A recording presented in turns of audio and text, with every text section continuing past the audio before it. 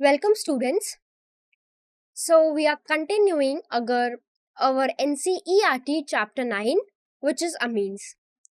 And today is theory part 5, and the section which we will cover today is section 9.6. This is the disclaimer. Now let us see the objective of today's lecture. So after attending this lecture, you will be able to understand the topics which we are going to cover today. So today we are going to differentiate chemical reactions. We are going to distinguish between primary, secondary and tertiary amines. Now for your reference, I have mapped the NCERT sections which we are going to cover today. Today we will be covering section 9.6, which is chemical reactions. And we are going to solve Intext question 9.4 and 9.6. Okay, so let's begin with today's lecture. So today we are going to focus on the reactions of amines. Now let us consider that what factor affects the reactivity of amines. So the way amines react, it depends upon certain properties of the atoms which are involved. Specifically, if we talk in case of amines, then those are nitrogen and hydrogen. So first see the difference in electronegativity between the nitrogen and hydrogen atoms in amines. So if I say electronegativity, it is a measure of how strongly an atom attracts an electron. Now we all know this thing that nitrogen is more electronegative than hydrogen. As a result, what will happen? The electrons in the NH bond, they are pulled closer to the nitrogen, which makes it partially negative and hydrogen partially positive. Another key point is that nitrogen and amines, they have an unshared pair of electrons, which we also call it as lone pair. So this make amines act as nucleophiles. That means they can donate this electron pair to other atoms. Now different types of amines like primary, secondary and tertiary, they show different reactivity in chemical reactions. First is the basic character of amines, which we have discussed, in which amines can accept a proton, which make them bases. Next one is the alkylation. So in this reaction, an alkyl group, it is attached to the nitrogen atom of amine. And this happens when an amine reacts with an alkyl halide like a methyl chloride. So the nitrogen lone pair, it attacks the carbon in the alkyl halide, replacing the halide with an alkyl group. Next we discussed about acylation. So here an acyl group like a CH3 C double bond O, this is introduced to the amines usually by reacting it with an acid chloride or anhydride. Next one is carbyl amine reaction. So it is a special test for primary amines. So when a primary amine, it reacts with chloroform and alcoholic potassium hydroxide, it forms an isocyanate, which has a very strong and unpleasant smell. We discussed about the reaction with nitrous acid. So primary, secondary and tertiary amines, they react differently with nitrous acid. So primary amines, they form nitrogen gas and alcohols, while secondary amines, they form nitrous-O compounds. Now we are going to discuss today the reaction with aryl sulfonyl chloride, which is Heinsberg test. So this is a very classic way to separate primary, secondary, and tertiary amines. So each type of amine, they react differently with the reagent. And we are going to see about electrophilic substitution reactions. Especially, we are going to discuss about aromatic amines like anilines. So what happens in this reaction? The amine group, it activates the aromatic ring, which make it more reactive towards electrophiles. Okay, so now we are going to specifically discuss about reaction with aryl sulfonyl chloride. So first, let us talk about Heinsberg reagent. So this is benzene sulfonyl chloride. Look at the molecular formula. It is C6H5SO2Cl. This is benzene sulfonyl chloride. So it is a special chemical which is used to test for amines, and we will see how it reacts differently with each type. So the main use of Heinsberg reagent is to tell apart primary, secondary, and tertiary amines. So you will notice that this test is all about observing the different reactions each type of these amines has with the reagent. Nowadays, instead of benzene sulfonyl chloride, the chemists often use para-toluene sulfonyl chloride for this test. Okay, the main reason behind this is that para-toluene sulfonyl chloride, it is quite easy to handle and it also gives clearer test. So if we look at the structure, this is benzene sulfonyl chloride. To this benzene, a sulfonyl and a chlorine is attached. And if I take example of para-toluene sulfonyl chloride, then it is same. Just you will see a CS3 group is attached at the para position. Okay, to this group, this CS3 is attached at the para position. So these are the structures of benzene sulfonyl chloride and para-toluene sulfonyl chloride. Now we are going to specifically talk about its reaction with primary amine. I hope you all remember what is a primary amine, in which a nitrogen atom is attached only to one carbon and two hydrogen atoms. Now when primary amine reacts with aryl sulfonyl chloride, it forms a compound which is called N-alkyl benzene sulfonamide. Okay, so this N, what does it mean over here? This means that the alkyl group is attached to the nitrogen atom. It is directly attached. Now the hydrogen which is attached to the nitrogen in sulfonamide, it is strongly acidic because of the presence of a strong withdrawing sulfonyl group. Okay, so this hydrogen which is attached to sulfonamide is acidic. Being acidic, I can say it is soluble in alkali. Okay, so if you look at the reaction, you will see benzene sulfonyl chloride.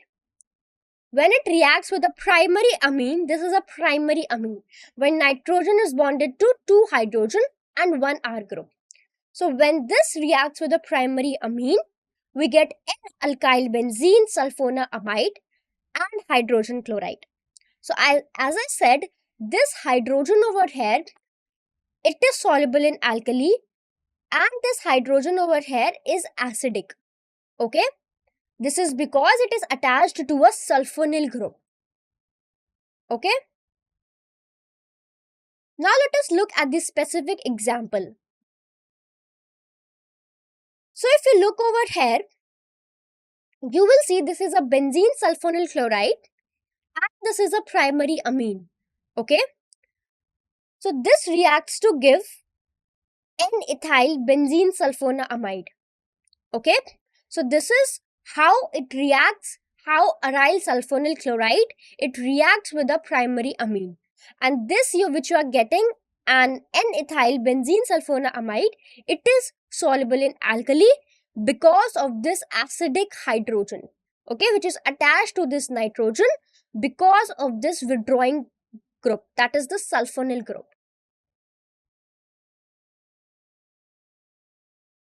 Now we will see its reaction with a secondary amine. Okay, in secondary amine, nitrogen is bonded to one hydrogen and two alkyl or aryl groups. So when a secondary amine reacts with benzene sulfonyl chloride, it forms a compound which is called N, dialkyl benzene sulfonamide. Okay, so if you'll see over here, this N, dialkyl part means both the hydrogens on nitrogen, they have been replaced by an alkyl group. Now what happens in that, the product which you are getting, that is insoluble in alkali. That is because there is no acidic hydrogen which is left on the nitrogen atom. And without this hydrogen, the compound cannot react with bases like sodium hydroxide or potassium hydroxide. So, as a result, it will not dissolve. Look at this specific reaction. You have a benzene sulfonyl chloride and you have a secondary amine. So, you will see over here, you will get N, dialkyl benzene sulfonamide and hydrogen chloride. Okay, so we'll see over here there is absence of acidic hydrogen. To this nitrogen, there is no acidic hydrogen attached. Okay, so that is why this is insoluble in alkali. If you look at a specific example, here you have a benzene sulfonyl chloride. When it reacts with the secondary amine, to this nitrogen, two ethyl groups and one hydrogen is attached. So you will get N, diethyl benzene sulfonamide. Okay, so here there is no acidic hydrogen. There is an absence of acidic hydrogen. So as a result, it is insoluble in alkali. Okay, so remember this, that in primary amine you have the acidic hydrogen. So it is soluble in alkali. But in case of secondary hydrogen, you don't have an acidic hydrogen. So that is, it is insoluble in alkali. Now we will see the reaction with tertiary amines. In tertiary amine, what happens? All the to the nitrogen, all alkyl or aryl groups are attached. There is no hydrogen in case of tertiary amines. So tertiary amines do not react with benzene sulfonyl chloride. Okay. The reason for that is that tertiary amines have no hydrogen atom which is attached to the nitrogen. And without this hydrogen, the reaction cannot proceed. Okay, so I hope you get a distinction between primary, secondary and tertiary amines with reaction with aryl sulfonyl chloride. Now we are going to focus on electrophilic substitution reactions. If I talk about electrophilic substitution, what does that mean? This means that an incoming group which is called an electrophile, it will replace a hydrogen atom in an aromatic ring. So we will look at the main types of electrophilic substitution reactions. These includes bromination. In bromination, a bromine atom is introduced to the aromatic ring. Okay, suppose if you start with aniline, so bromine can replace a hydrogen atom on the ring, and usually it do at the ortho and para position. One by one, we will discuss all these points. Next is nitration. So in nitration, a NO2 group is added to the aromatic ring. So this is usually done using a mixture of concentrated nitric acid and sulfuric acid. Next is sulfonation. In this, a sulfonic group, which is SO3H, it is introduced into the aromatic ring. And this is typically done using a concentrated sulfuric acid or fuming sulfuric acid. Last, we will discuss about Friedel-Crafts reaction. So this reaction allows us to add alkyl or acyl groups to the aromatic ring using reagents like alkyl halides or acyl chlorides, along with a catalyst such as aluminum chloride, which is AlCl3. Okay, Now let's discuss one by one each of this reaction in detail. Now first notice that NH2 group is a strong ortho and para directing group. Now what does the statement means?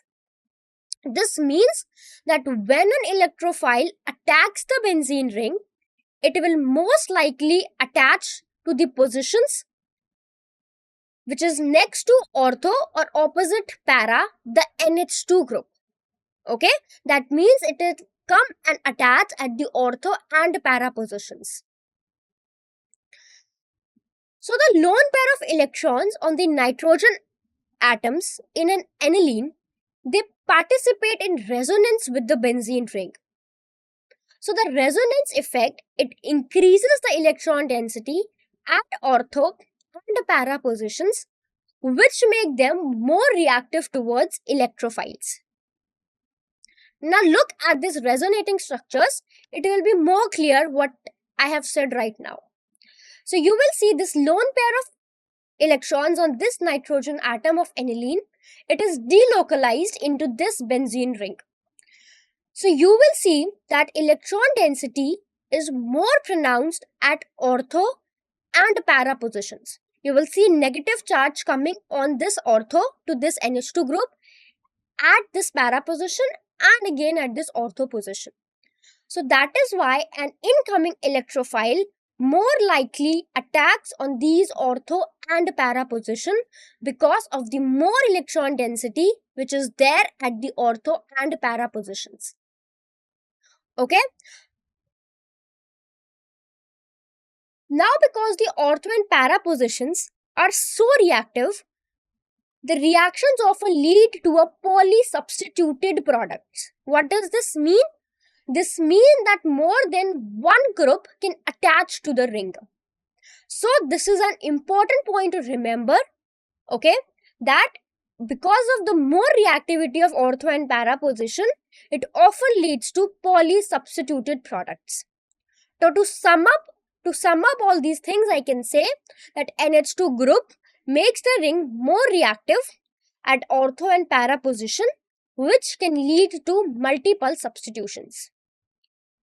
Now let us discuss about bromination. Now what happens when aniline, it reacts with bromine water at room temperature? So aniline is a simple aromatic amine and bromine water is a common reagent which is used to test for unsaturation or reactivity in an organic compound. As a result of this reaction, we get a white precipitate of 2,4,6 tribromoaniline. I hope you all know what is a precipitate. It is a solid that forms out of a solution during a chemical reaction. Focus on the name 2,4,6. This means that 3 bromine atoms has attached to the benzene ring at 2nd, 4th and 6th position relative to the amino group. Now see this reaction. Here you have aniline. When it reacts with bromine water at room temperature, this is bromine water. When it reacts at room temperature, you will get 2,4,6 tribromoaniline. So it is a polysubstituted product. That is at this 1, 2, 3, 4, 5, 6. At 2, 4 and 6 position, you will see that bromine has attached to this ring. Okay. So you will see that the bromine atoms are added to the benzene ring at these positions. Okay, so this forms a polysubstituted product. Now this reaction gives a polysubstituted product because, as I told you, aniline is highly reactive. The amino group on aniline, it activates the benzene ring, which make it easy for multiple bromine atoms to attach. Okay, so this you will see attaches on the ortho and para positions. So these two positions, they are ortho to this NH2 group and this position is para to this NH2 group. Okay, so this is when it reacts with bromine water, when aniline reacts with bromine water at room temperature. Now next we will see let's see that why controlling the reactivity of aniline is important. Now we know that aniline is so reactive, if we try to brominate it directly, we often get multiple bromine atoms which get attached to the ring. And this is not actually what we want. Our main goal is to just get one bromine atom onto the ring. So that's why we need to slow down or we need to control this reaction.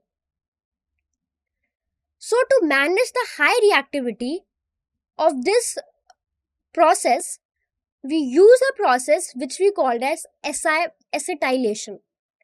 This means that we temporarily protect the amino group by converting it into an acetamide group. And by doing this, we reduce the activating effect of the amino group, which makes the benzene ring less reactive and allows for more controlled bromination. Okay? So this is what is given, as I've told you, the NH2 group, okay, which makes this aniline very reactive. We protect this group through acetylation. Okay, so we attach an acetyl group to the nitrogen and this form acetanilide. Now if you see what happens here, aniline, it reacts with acetic anhydride to form acetanilide. Okay, so this is aniline, it reacts with acetic anhydride to form acetanilide. Okay, this is to control the high reactivity of aniline. Okay, so we are protecting this NH2 group, okay, by acetylation. Now we will look further. So this is what we have seen, okay, that aniline, it reacts with acetic anhydride to form acetanilide. Okay, so the NH2 group on aniline is converted into NH C double bond O CH3 group in acetanilide. Okay, so this is an example of acetylation reaction where you will see an acetyl, which is C double bond O CH3 group, is added to this molecule. Now let us see the mechanism of this reaction, how this reaction happens. So the amino group, which is this NH2 group on this aniline, is what makes it so reactive. Okay, so by doing this process, we attach an acetyl group. See, we have attached this acetyl group to this nitrogen.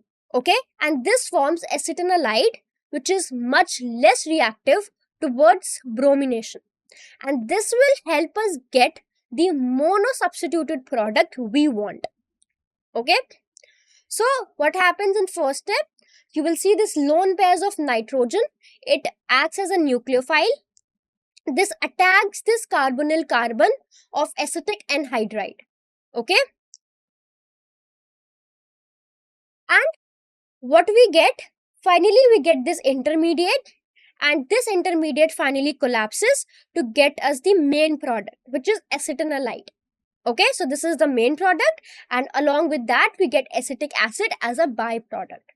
So this is what we do to get controlled bromination.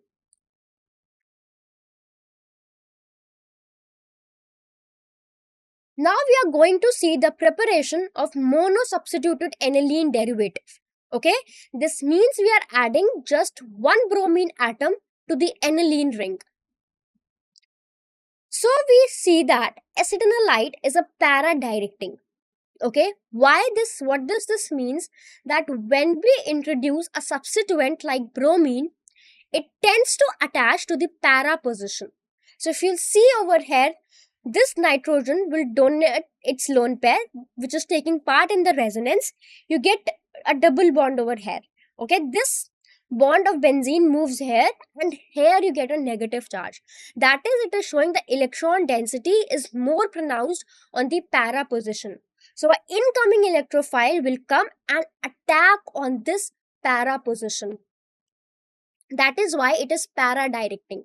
Okay, so the lone pair of electrons on nitrogen atom, they can participate in cross conjugation, which means it is interacting both with the benzene ring and the carbonyl group which is attached to it.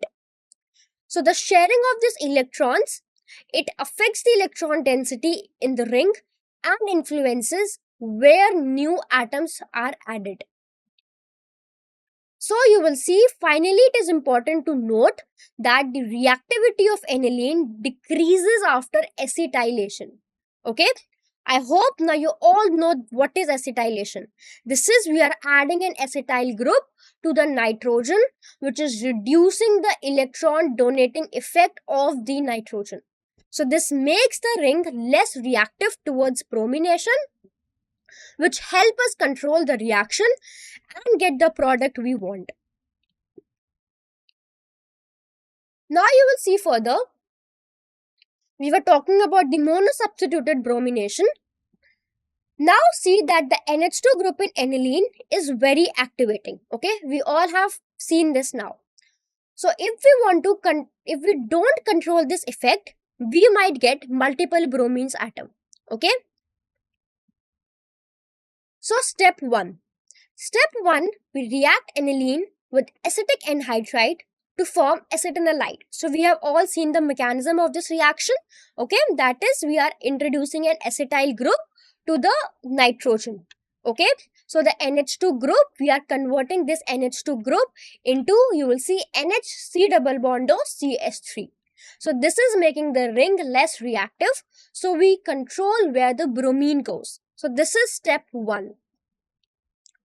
Now we are seeing step 2. Now we have got acetanilide. Now in step 2, we brominate the acetanilide. Now because this ring is less reactive, so bromine adds mainly to the para position, which gives us para-bromo-acetanilide as the major product. Okay, so first we have seen, we got acetanilide, and then we are brominating this acetanilide, and we are seeing that bromine specifically attaches to the para position. Now we will see step 3. Now in step 3, we hydrolyze the para-bromo-acetanilide using either an acid or a base. Hydrolysis means we are breaking a chemical bond with water, and here what happens, here it removes the acetyl group, converting para-bromo-acetanilide into para-bromoaniline. So you will see this NHC double bond O CH3 group changes to NH2, which shows the transformation from the protected form back to the amine. Okay, so this, in 3 steps we are doing this process. Okay, so if you look at the final reaction, starting we have an aniline.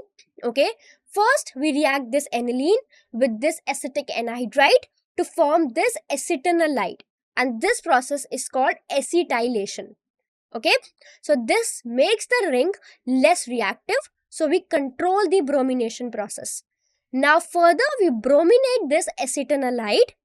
Okay, so now because this ring is less reactive, so bromine mainly adds to this para position, which gives us para-bromo-acetanilide. Okay, and next what we see in step 3, we hydrolyze this para-bromo-acetanilide, and we see this acetyl here group get removed from here, which converts this into para-bromoaniline, or we can say 4-bromoaniline. Okay, so this is the final reaction of monosubstituted bromination of aniline, which takes place in 3 steps. Okay, we have discussed each step in detail. Now we are going to talk about nitration.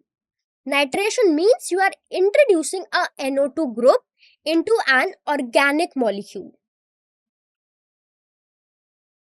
Here we can see that aniline, it reacts with a mixture of concentrated nitric acid and concentrated sulfuric acid, and we get a mixture of nitroanilines.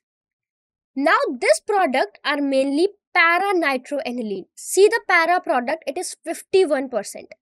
Meta-nitroaniline, it is 47%, and also you get a small amount of ortho-nitroaniline, which is 2%.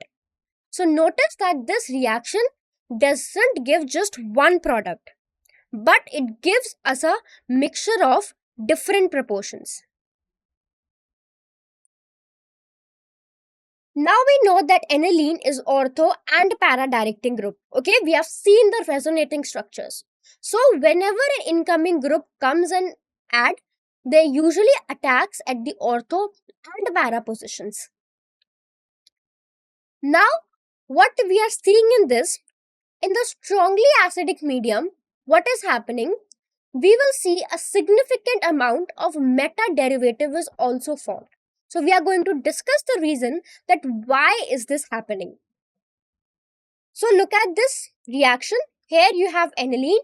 When you treat it with a mixture of concentrated HNO3 and H2SO4 at 288 Kelvin, you get a mixture of products. This is 4-nitroaniline. Okay, that is at fourth position. You will see we have a NO2 group attached. 1, 2, 3, 4. This is para to this NH2 group. This is 51%. Next, you are seeing this NO2 group is meta to this NH2 group. So this is 1, 2, 3, 3-nitroaniline. So the meta one is 47%. And this is the ortho one. This NO2 group is ortho to this NH2 group. Okay. So ortho one you are getting 2%. That is 2-nitroaniline.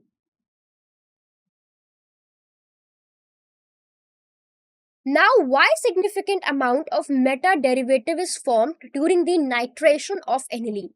Now, you need to think about this question, okay? This might seem surprising that why is this happening, but let us discuss the reason. Now, we know that aniline is an ortho and para directing group, okay? This is because electron donating effect of amino group increases the electron density at these positions. Yet we are seeing a significant amount of meta derivative is being formed. So this is the unusual behavior which we are seeing. Now, the key factor here which we are seeing is the nitrating reagent. Okay, then this nitrating reagent is a mixture of concentrated sulfuric acid, which is H2SO4, and nitric acid, which is HNO3. So the mixture is highly acidic. What happens because of this? Because the mixture is acidic and the strong acidic environment, it affects the aniline molecule. How does this affect it now? In this acidic medium, this aniline acts as a Lewis base. Now, what does it do as a Lewis base? It captures a proton, H+, and forms an anilinium ion.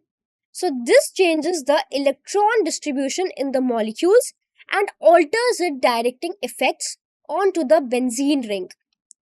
So if you see over here, when this captures one proton, when aniline acts as a Lewis base, it captures a proton and forms this anilinium ion.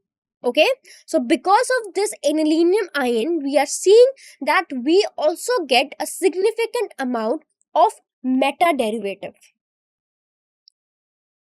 So if you further see that why the significant amount of meta derivative is formed, you are going to see the positive centers or the areas with a partial positive charge, they develop at ortho and para positions on the benzene ring.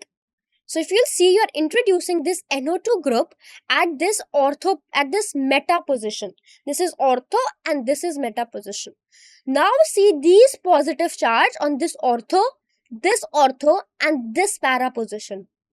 So this means these position now becomes less attractive to incoming electrophiles. Because electrophiles attack where there is more electron density. So you are seeing that there is positive charge now at ortho and para positions. So an incoming electrophile won't attack at these positions. Okay.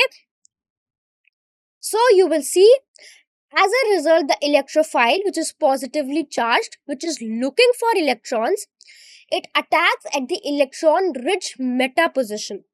This is because the ortho and para positions, they are less favorable because of their positive character. Okay, this is, you'll see this NH3 now has this positive charge, and you will see this ortho and para positions, here there is less electron density. So what happens? The anilinium ion which forms when aniline react with acid. It actually directs the incoming group to the meta position during electrophilic aromatic substitution.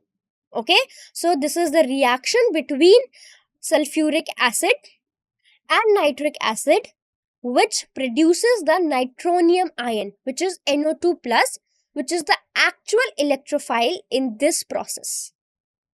Okay, so you will see that this nitronium ion, which is this NO2 plus, it attacks relatively electron rich meta positions, which leads to the formation of the meta substituted product. Okay, so this explains why we see a significant amount of meta derivative after the reaction. Okay, now we are seeing nitration. We were discussing about monosubstituted nitration. So to control the reactivity of amine, we first perform acylation. Okay, so acylation means you are adding an acyl group which will protect the amine and prevent it from reacting too much during the nitration. Okay, so this aniline, when acts with acetic anhydride, you will see it will form acetanilide. Okay, that we are introducing the acyl group over here. Now in step 2, the protected amine is treated with a mixture of nitric acid, HNO3 and H2SO4, and this gives us you will see the main product, which is para-nitroacetanilide. Okay, so you will see over here that the nitro groups comes and attaches at the para position.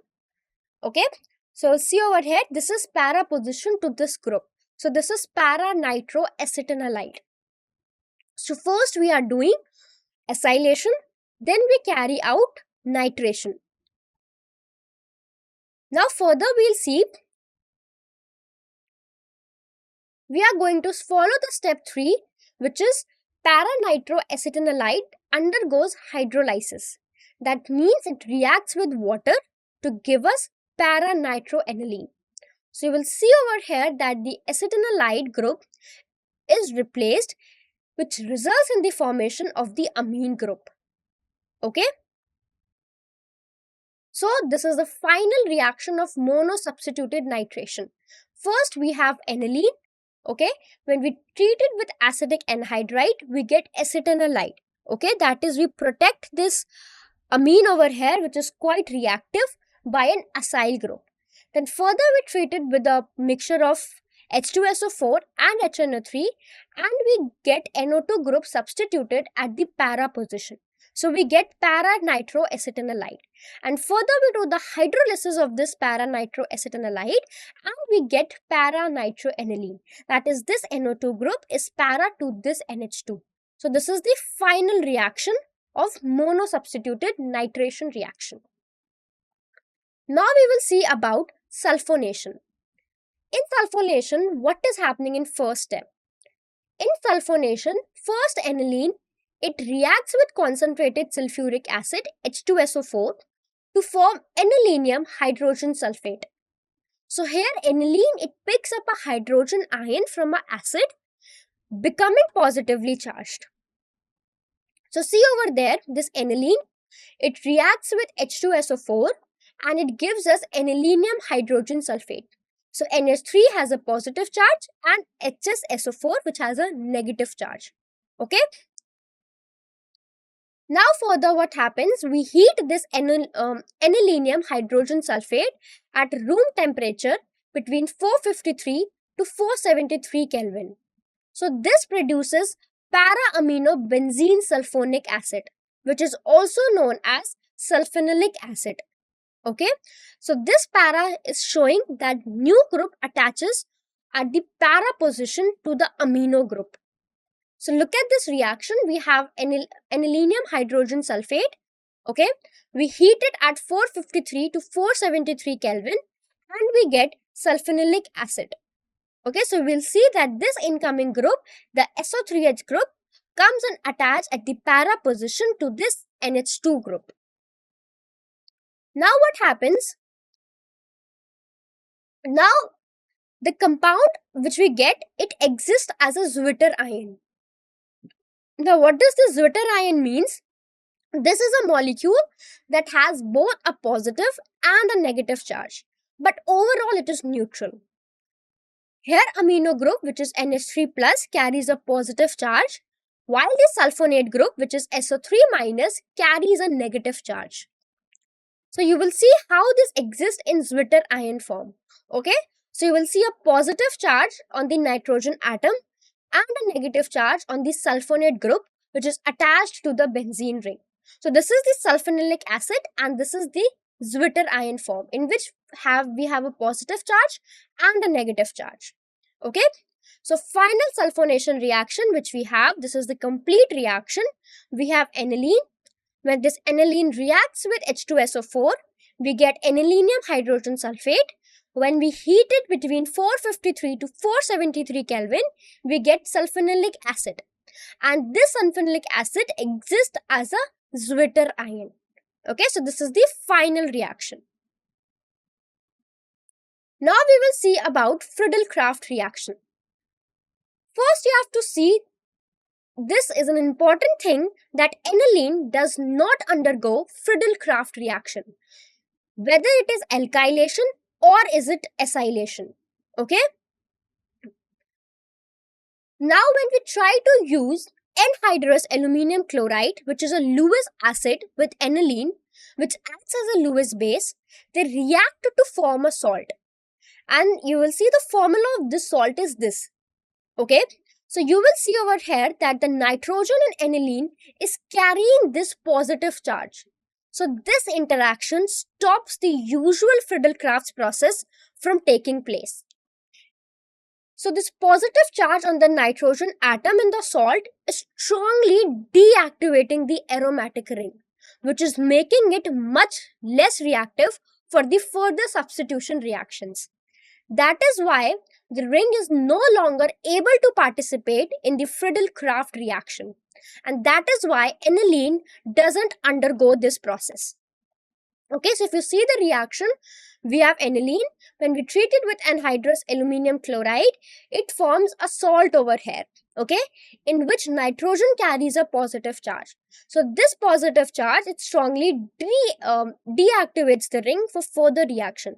So when you treat it with methyl chloride, which is CH3Cl, this gives no reaction. So that is why aniline does not undergo Friedel-Crafts reaction. Okay, remember this. Now let us solve the question. We have this Intext question 9.4. You have to arrange the following in increasing order of basic strength. So you have been given these compounds. You have to arrange in increasing order of basic strength. Let us see one by one.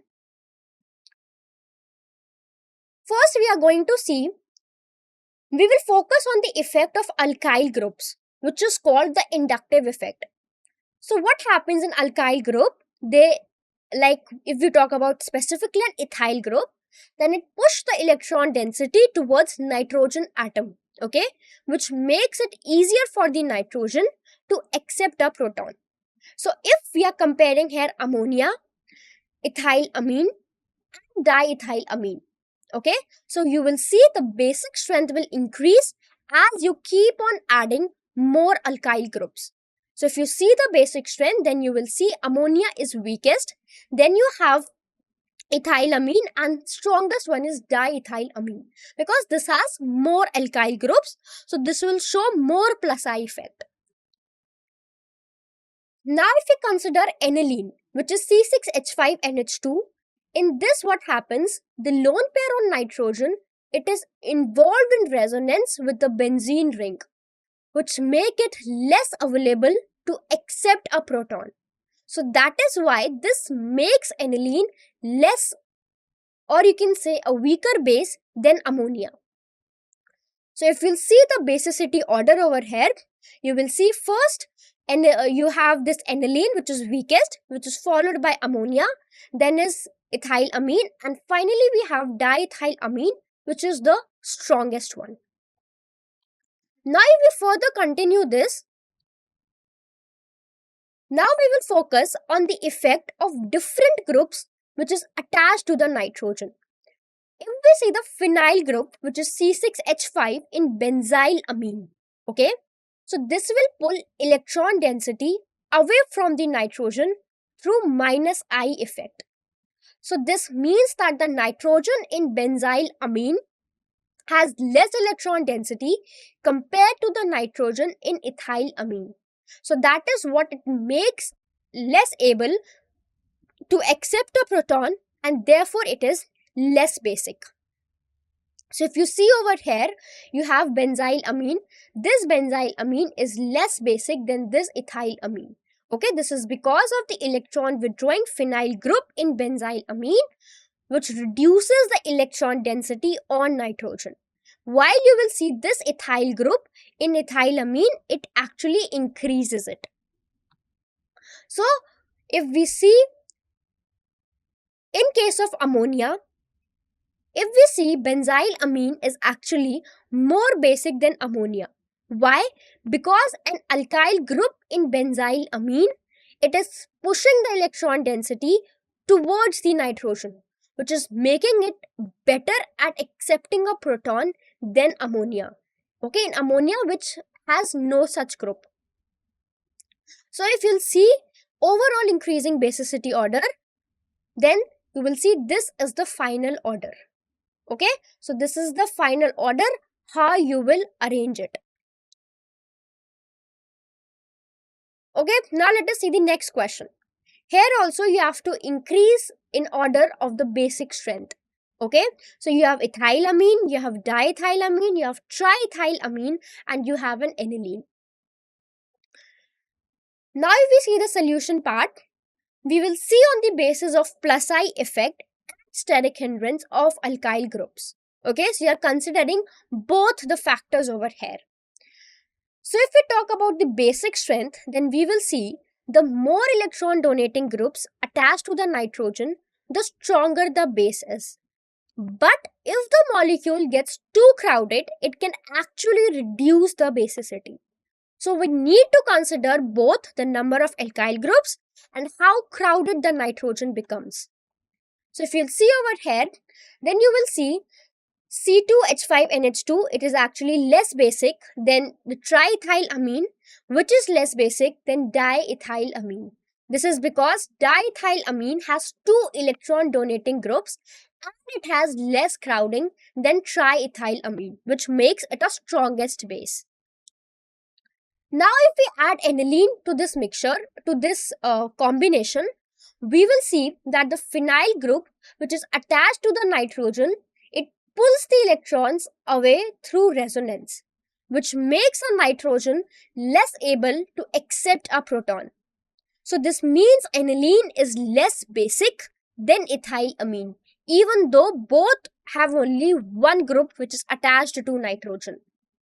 Okay, so you will see if we are putting all together, we will see over here that C6H5NH2 aniline is weakest, and you will see then comes ethylamine, then comes triethylamine, and finally we have diethylamine, okay, which is the strongest. Okay, so you will see both the type of group and how many are, you will see that both the type of group and how many are attached to the nitrogen, it affects the basic strength. Okay, remember that resonance can lower the basicity, while electron donating group like alkyl group usually increases it until steric hindrance gets in the way. So consider all the factors. Now there is Intext question 9.4, third part. You have to arrange this in the increasing order of basicity. Okay, now let's see this. So first let us focus on the methyl substituted amines. We have methylamine, we have dimethylamine, and we have triethylamine. So we know inductive effect, which is electron pushing effect of alkyl groups. And we are also going to consider the steric hindrance, which is crowding around the nitrogen atom. So both will play a role in the basicity. Okay, so if you see over here, trimethylamine is the weakest base, which is followed by methylamine, and dimethylamine is strongest among them. This is because although more methyl group increases the electron density, but too many groups can cause crowding, which makes it harder for the nitrogen to bond with the proton. So that is why dimethylamine, it is the strongest base among the following.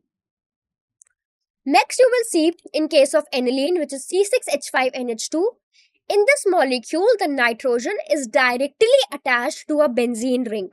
Okay, so this changes how the lone pair of electrons on nitrogen behaves, which is affecting its basicity. Now, because the nitrogen lone pair is connected to the benzene ring, it gets delocalized or spread out over the ring. Okay, so this means that the lone pair is less available to accept a proton, which makes aniline a weaker base compared to alkyl amines. Now, if you are comparing it with benzyl amine, which is C6H5CH2NH2 with aniline, so we will see in benzyl amine, the nitrogen is not directly attached to the benzene ring. So its lone pair is not delocalized. So this makes benzyl amine more basic than aniline. Okay, so if you see, compare aniline, it is less basic than benzyl amine. The key reason, in aniline, the lone pair is taking part in resonance, while in benzyl amine, it is free to accept a proton. Okay, so if we further see, now if you are focused on the effect of phenyl ring or phenyl group, which is C6H5 group on the nitrogen atom in case of C6H5CH2NH2. So the phenyl group, it pulls electron density away from nitrogen through -I effect. So this means the nitrogen in C6H5CH2NH2 has less electron density compared to the nitrogen in trimethylamine, which is making it less basic. Okay, so because of this difference in electron density, trimethylamine is more basic than benzyl amine. Okay, the higher electron density on nitrogen is what makes it better at accepting a proton. So its basic strength is greater. Okay, so if you'll see the overall order, this will be the overall order on the basis of factors which we have discussed. Okay, now there is one question in text question 9.6. You have to write the products of final alkylation of aniline with excess of methyl iodide in presence of sodium carbonate solution. Okay, now let us see in this reaction. So we have to write the reaction when aniline reacts with excess methyl iodide in the presence of sodium carbonate. So this is an example of alkylation where we add alkyl groups to the nitrogen atom in aniline.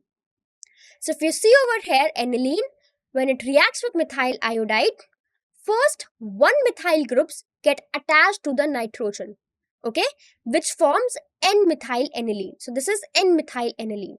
Now if we add more methyl iodide, we get N, dimethyl aniline. With excess of methyl iodide, the final product is a quaternary ammonium salt, in which nitrogen has 3 methyl groups and a positive charge, and the iodide ion balances this charge. Okay, so see, each steps add another methyl group to the nitrogen. So this reaction is example of nucleophilic substitution, especially an SN2 reaction. So the nucleophile attacks the carbon which is attached to the leaving group. That is, this nucleophile, it will attack this carbon of methyl iodide, which causes the leaving group to depart. So here nitrogen acts as nucleophile and the methyl group from methyl iodide is the part which is being substituted. So if we focus on the role of nitrogen atom in aniline, then nitrogen has a lone pair of electrons which make it a good nucleophile. This means it can attack the carbon in methyl iodide, which is slightly positive because of the electronegativity difference between the carbon and iodide. Okay, so this attack forms a new bond between carbon and a methyl, between nitrogen and a methyl group. So finally, the nitrogen, it will attack the methyl iodide and the iodide ion is displaced and you will see a new carbon nitrogen bond. Okay. So this process repeats with each addition of methyl iodide, leading to a fully alkylated quaternary ammonium salt. Okay. So you need to remember that reaction continues until all the three hydrogens on the nitrogen, until all the hydrogens on the nitrogen are replaced by the methyl groups, which results in a positively charged nitrogen and a iodide counter ion. Okay, so I hope this is clear now. So thank you students so much for your attention. I hope this lesson was helpful to you. Thank you.